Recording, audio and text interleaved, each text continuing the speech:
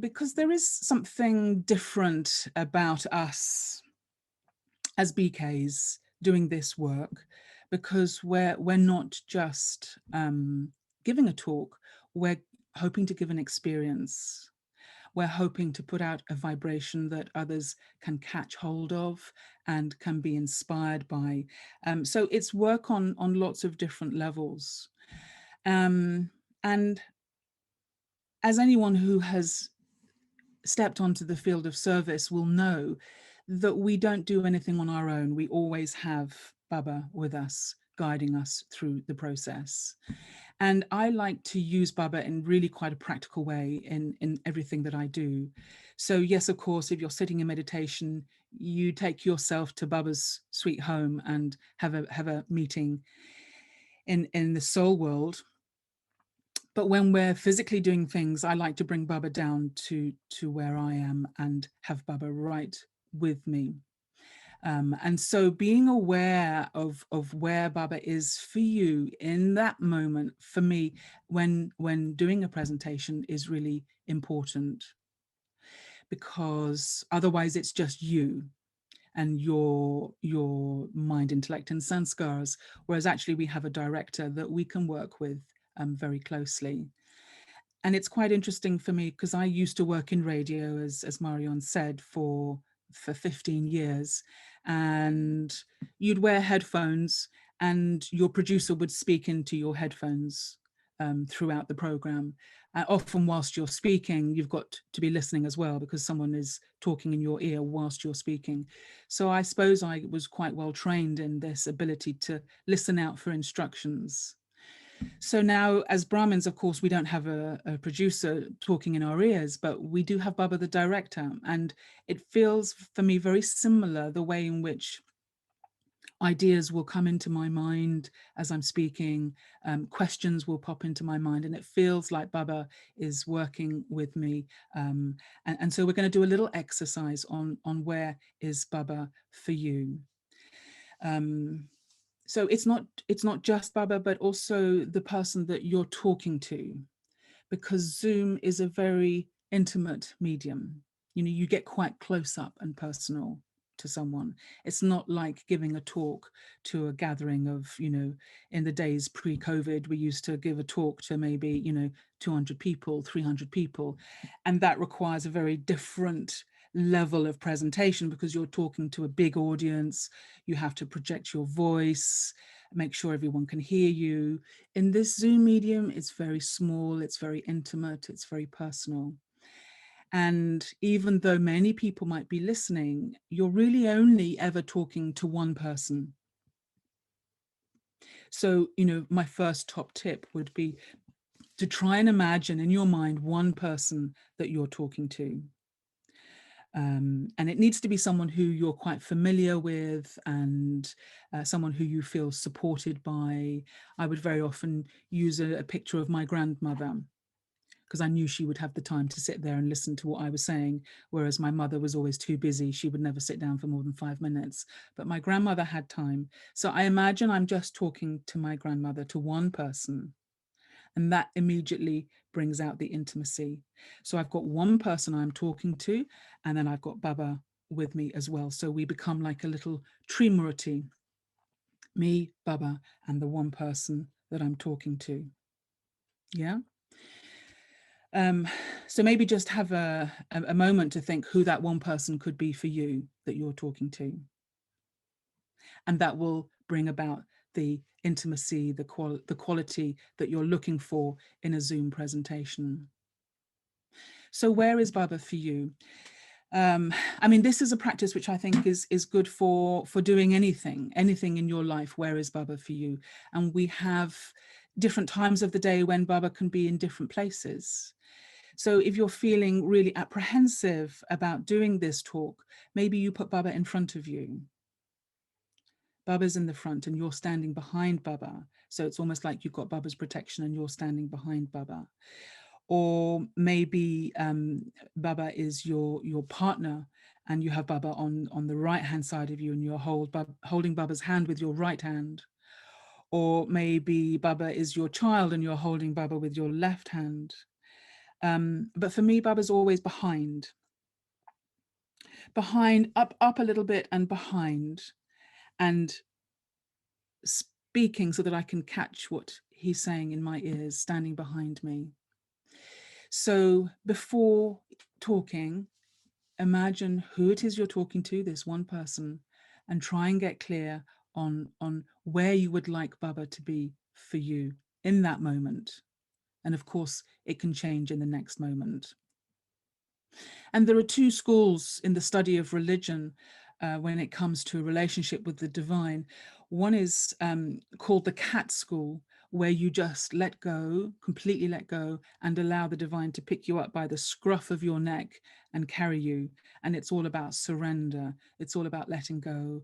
It's all about Baba doing everything through you, Karan Karavan Ha, and you're just the instrument, and you allow that process to happen through you.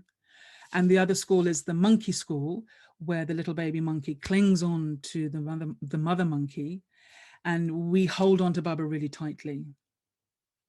So think about what for you, which of those, when you come to giving a talk or presenting, which of those images work better for you? Is it letting go and surrendering, like the kitten, just allowing Baba to work through you? Or is it holding on really tight and not letting go and allowing Baba to carry you? Or maybe Baba is literally carrying you and you're being carried by Baba in that situation. But it's important in doing this work that you know where Baba is in relationship to you, so that you can draw inspiration and kind of feel that support in that moment. Does that make sense? And this is a practice for anything that you're doing throughout the day. Where is Baba for you? Is Baba just in the soul world, in which case you have to be there too? Or can you bring Baba down into the physical world and work with Baba as your partner in doing this? And that for me is a way of ensuring that Baba's energy is coming through in what you're doing and saying.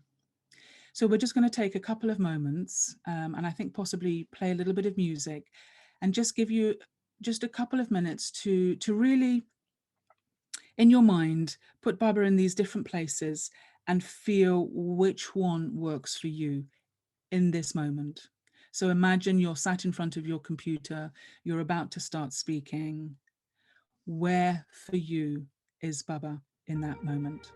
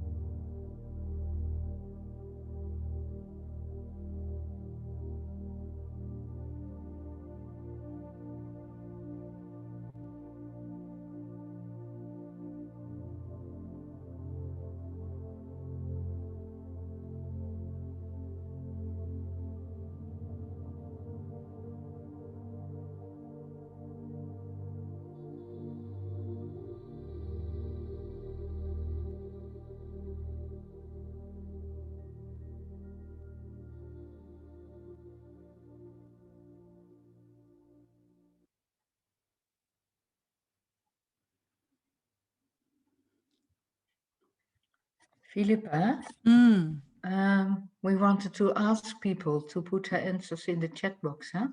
let's do that. Yeah, so that's the moment, I think.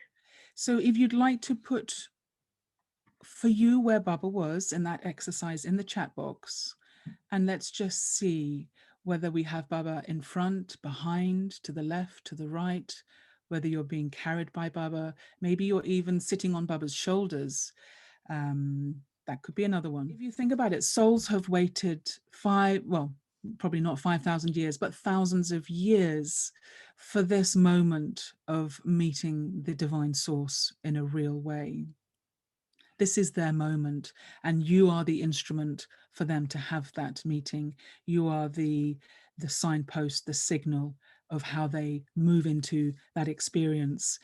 And I wonder if you can remember the first BK that you ever met and what impression that made on you. Was there something about them that impacted you, a quality, a feeling that made you want to find out more? And in that story that I shared with you about being in Malaysia, I made my first appointment to go along, and it was a beautiful garden, tropical garden with, bananas and papaya growing and, really exotic. And then these sort of white curtains were hanging in front of these French doors. And then through the curtains stepped this beautiful sister who many of you will know, it was Sister Helen from Penang. And she'd been in Gyan just a short while before me, Helen Ong. And she stepped forward and she had this smile on her face that it was like she was smiling from another dimension. And I just thought, she has got something that I desperately want. I recognized in her something that I was looking for. So we need to know that we are becoming that for other people, that when they see us, they catch hold of a vibration, an energy that they go, I want whatever it is she's got, because I can see that she or he has got something. And so the way to get into that space is to make sure that you're in that space. So this is why I wanted to put this as one of the foundation lessons, because before you start coming into sound, you need to establish your connection with the powerhouse, with the source of silence, so that that vibration is coming through you, and that's what people are seeing.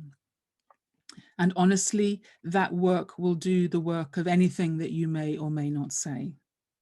That is the most important work, that you somehow carry Baba's vibration and energy in what you do. And that vibration comes through in your voice as well. Baba is on the right, a little bit behind me, and then Baba comes in front and I disappear. Then Baba again at the right, a little bit behind, and this was repeating itself. Someone also met someone and had the feeling that she wanted to be like her. Behind me with my hand on my neck or under my chin. That is so beautiful. So Baba standing behind you with a hand on your shoulder. Just play around with this and just, find out where you like Baba to be for you and really feel Baba's presence.